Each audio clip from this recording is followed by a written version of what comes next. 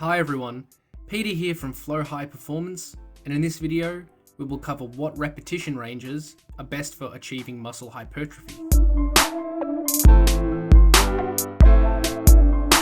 Traditionally, it is thought that the best rep range to use for muscle hypertrophy is the 8 to 12 range. This diagram is derived from an evidence-based 2008 textbook demonstrating favourable muscle growth from the traditional 8 to 12 rep range. This rep range was originally thought to be the muscle hypertrophy rep range, as it was the most convenient way to accumulate volume load, meaning sets times reps times weight. It was also believed that a minimum amount of volume was required for hypertrophy to occur, around 60% 1RM or so, and without meeting this minimum threshold, hypertrophy would not occur to a significant degree. However, since then, new research has established that training in the 8 to 12 rep range may not be the only way to grow muscle. A series of research papers, led primarily by Brad Schoenfeld, uncovered new ground about the process of building muscle. In 2014, a meta-analysis was conducted comparing high rep training with lighter loads with lower rep training with heavier loads.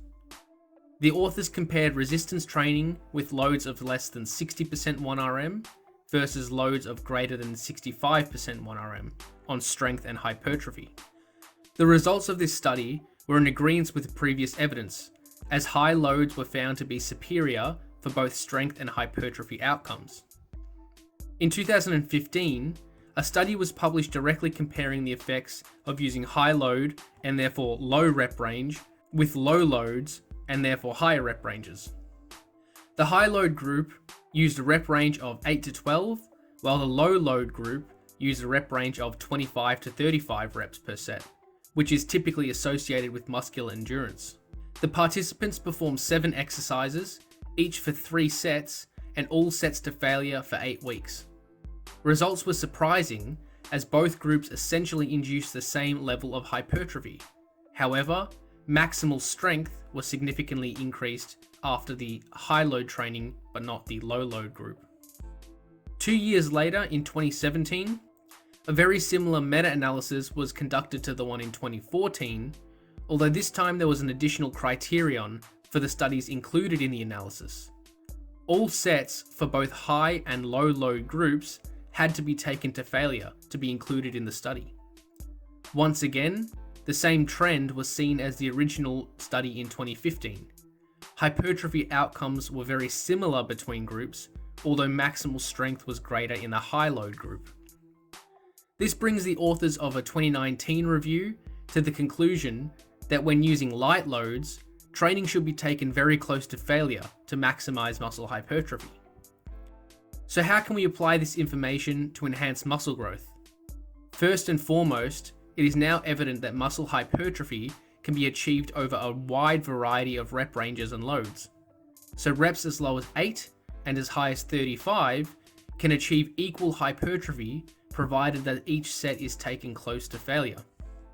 This can be beneficial for athletes or trainees, since lighter loads generally result in lower rates of joint injury. This may benefit a trainee, for example, who tends to have sore shoulders after doing sets of 8 in the bench press. Instead of doing sets of 8, they can use lighter loads with higher reps and get the same hypertrophy response. Or if an athlete needs their joints to be healthy for a sport, they can use higher reps to cause less joint stress to not interfere with their sporting practice. We also now know that even if hypertrophy gains are equally effective with higher reps compared with lower reps, strength gains are not. This means that if the trainee has a simultaneous goal of increasing strength, then very high rep ranges probably shouldn't make up the bulk of their training. These trainees may primarily want to stick in the traditional 8 to 12 range for hypertrophy training in order to have better transfer to strength performance. And lastly, quantifying training volume for hypertrophy can and should be calculated via number of sets performed, rather than sets times reps times load. So weekly volume for each muscle group may consist of a total number of sets using both lower reps and higher rep sets.